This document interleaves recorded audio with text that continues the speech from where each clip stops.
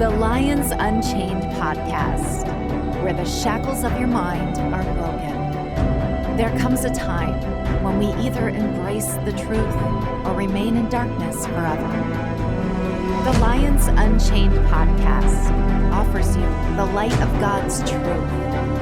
The rest is up to you. Join Carl Joseph now for a powerful, life-changing word. America is under attack. I repeat, America is under attack, but not from missiles or tanks or by sea or air. No, friend. This attack is done under the radar, subversive, clandestine, under cloak and dagger, with its sole aim to strip us of our God-given liberties by introducing a socialistic agenda that will be the vehicle to bring in a new world order. You see, under President Obama, his socialistic agenda was trucking along nicely for 8 years straight until it finally crashed headlong into the brick wall of Donald Trump's presidency. As you know, America is the last bastion of freedom that stands in the way of a sinister and subversive globalist agenda. Their desire is to create a ruling oligarchy from the top down, akin to the old feudal system outlined by the Fabian Society. America has long been the spear that sticks in the eye of the globalist domination, and right now President Trump is the tip of that spear. People commonly think that during times of war that nations are their most vulnerable, yet what is often overlooked is that during peacetime, when our guard is down, we are potentially the most exposed to nefarious internal forces that seek to corrupt this nation. It's during peacetime that the enemy tries to strip us of what we gain during the spoils of victory, when no one's paying close attention. Consider Great Britain, for example, and its vast empire at the time. Britain ruled a quarter of the world from about 1800 to 1914, and found itself on the winning side of the Second World War, thanks to the Allies, of course. Yet within just weeks of this monumental victory, the British public voted Winston Churchill out of power. What then transpired was the entrance of the Labour Party into the political fray, and they're equivalent to the Democratic Party over here. Labour was a very liberal government headed up by Clement Attlee. The first thing they did was to destroy our impressive military at the time. They then created a very expensive and unsustainable welfare state in which the middle class was stripped of its wealth to fund these policies. Vast resources were also drained from the private sector and the empire as a whole in order to sustain these liberal initiatives. Sadly, within just 3 years of the Labour Party coming into power, this liberal regime demolished the British Empire, despite having been in place for just over a century. Winston Churchill, of course, was re-elected later in 1951, but by then it was too late to recover what had been lost. Friend, this is how dangerous socialistic initiatives can be to a nation. Evidently, a nation can destroy itself without any existential threat, and the loss of the British Empire is a prime example of this. Indeed, enemies of the state, both foreign and domestic, are an ever-present threat to everyone, yet it's the domestic threat that's the direst at this point in time. And today I wonder how many other nations around the world perceive the US right now, with its internal wrangling and power struggle from within. There's a fierce leadership struggle going on, and some believe it could lead to civil war if we're not careful, or if we let our prayer guard down.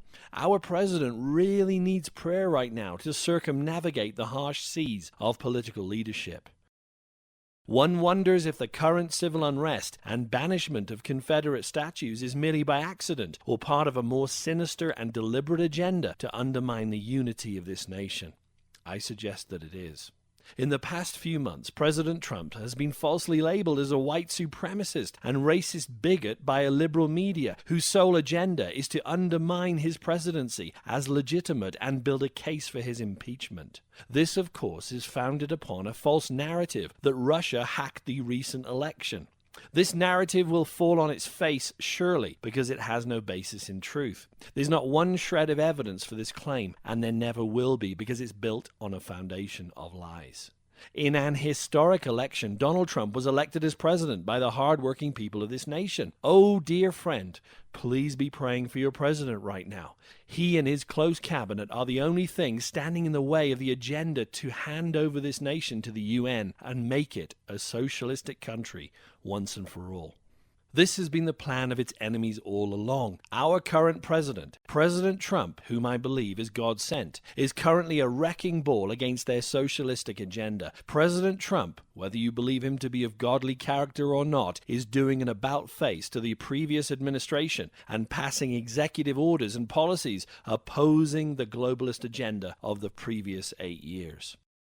The truth is, we have a president in office having no particular allegiance to any party except the people of this nation and the flag which flies over the White House. And all hell has literally broken loose because of it. Trump, you see, he's a unilateral thinker, a self-made billionaire, and he has no need to even run for presidency, other than his love for America and his desire to make it great again. President Trump has never been initiated into the esoteric orders that most presidents have been, and that makes him a threat to other leaders who have. What's also ironic is that he was the man in 2011 who questioned the authenticity of President Obama's birth certificate, which was later found out to be fabricated by 2 independent forensic investigations. Let's not forget, at the close of President Obama's administration, this country was on a precipice, about to fall into the abyss of globalism, resulting in the loss of freedoms hard won by our founding fathers and the precious Constitution upon which the Republic stands. And the statistics prove it. Consider this. In 2015, David Kuplan wrote a book called The Snapping of the American Mind, and in his publication he commented upon the dire condition of America at the time, and I quote, "Compared with the shining and vibrant nation it once was, today's America has become a different country, deeply and angrily divided, unable to deal with crisis, foreign or domestic, the world's greatest debtor nation with 50 million people on food stamps, rampant divorce and family breakdown, unprecedented sexual anarchy with 110 million sexually transmitted diseases, almost 60 million abusing alcohol, and over 70 million taking mood-altering drugs. On so many levels, America is becoming ever more bizarro and diametrically opposed to logic and common sense," unquote. Now, I'm not saying President Obama was responsible for all this. Certainly not. Maybe we should have prayed for him more. Yet the symptoms that Kuplan describes here are self-evident of a nation that has largely turned from Yahweh God, and its people are suffering because of it. As our morality goes, so the nation goes. But revival is the one thing that can turn it all around at any moment, and we continue to pray for that, and so should you. Kuplan went on to say that suicide has surpassed car crashes in the U.S. as the leading cause of injury leading to death. An alarming 1 in 10 schoolgirls are reportedly cutting themselves in a form of self-harm, either with razor or knife.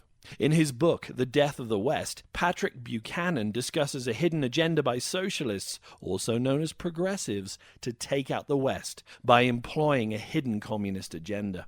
Buchanan describes how socialists aim to change our culture, and in doing so, the power of the nation will fall into their laps.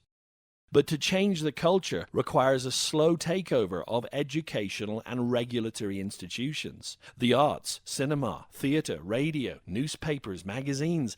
Buchanan says that as these facets of culture are captured, the people will effectively have no choice but to embrace this new socialistic agenda without even realizing it. It's like the proverbial frog boiling slowly in the pot, not realizing he's boiling to death until it's too late. And that's where we're at, friend. Our culture is reaching boiling point.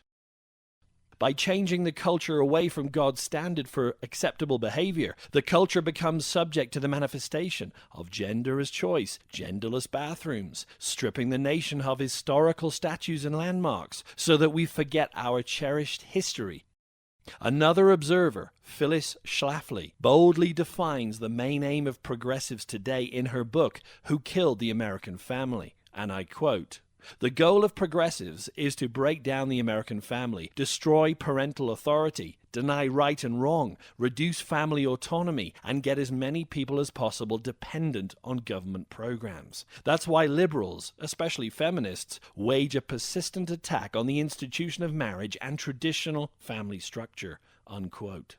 As anyone who's studied Marxism knows, the family is an enemy to socialism because, according to its founder Plato in his work The Republic, everyone must have sole allegiance to the government, not the family. But we all know that a tight-knit family structure is the foundation of a stable and productive society. Friend, whether you realize it or not, in the past decade, this nation was thrust into a very dark place by the leadership of an overt socialist called President Barack Hussein Obama. His policies proved time and time again that he did not harbor an agenda for the betterment of this nation via free market capitalism, but held to a more secretive socialistic agenda, which designed for America to conform to Marxist ideals. Obama increased the national debt to unprecedented levels of $1.5 trillion each year from 2009 through to 2011. For 232 years, dating back to the inception of this nation, the cumulative national debt was $8 trillion, yet Obama effectively doubled our national debt within 2 years. In another explicit act of socialism, Obama destroyed the most admired healthcare system around the world, claiming, quote, "You could keep your doctor." Yet he caused millions of insured Americans to lose their health care coverage despite his promise because of skyrocketing premium prices, and many doctors simply quit the industry due to their frustration. Friend, his ideals of socialism nearly brought this nation to its knees. Obama was the first true socialist president since the founding of America, and the country nearly went under because of it. His cabinet was run by unqualified people who'd never had any private sector job experience outside the ivory towers of academia. When he ran for president, he had a conversation with Joe the plumber. Do you remember that? In October 2008, Obama said to Joe, "I think you spread the wealth around. It's good for everybody," unquote. That's right. Take your hard-earned money and give it to somebody else. Sounds fair, right? The president repeatedly went on to talk about raising tax levels on the rich, but these people weren't rich, merely hard-working middle-class people whom President Trump desires to assist in his coming tax reform. Since President Trump has been in office, he has shown tremendous leadership by steering America in a new course, and one that brings hope. On the economic front, he directed the United States' withdrawal from the Trans-Pacific Partnership, which is a dagger to the heart of globalists. Trump also made good on several campaign promises, including placing a lifetime ban on White House officials lobbying for foreign governments. And while we're on the topic, we need term limits for all politicians. It was never meant to be a lifelong career, but an act of service for a temporary period of time. And in perhaps the boldest move by our president yet, he pulled out of the Paris Climate Accord, which, as I've stated in previous shows, is nothing but a globalist money grab to strip people of their wealth under the auspice that man-made carbon emissions are somehow harmful to, quote, Mother Earth. Trump described the Paris Accord as a self-inflicted major economic wound and detrimental to the American economy especially. Trump previously called global warming a hoax, and I agree with him 100%. As I've stated before, climate change is rooted in myth with no scientific proof whatsoever. Kudos to President Trump for having the guts to make such a bold decision in favor of the U.S., and please join me as we continue to pray for his presidency. Until tomorrow, good night, God bless, and remember to spread the good news. You've been listening to Carl Joseph and the Lions Unchained podcast. Carl is a minister who's witnessed God's supernatural power to save, heal, and deliver. Carl is a unique researcher who investigates current affairs, societal trends, technology, cults, and end-time events, all through a biblical lens. Every Monday, new podcasts are uploaded, so stay tuned for the next opportunity to roar into victory. Check out carljosephministries.com for exciting articles, teachings, and discussion points. See you next week. And don't forget to hit the subscribe button.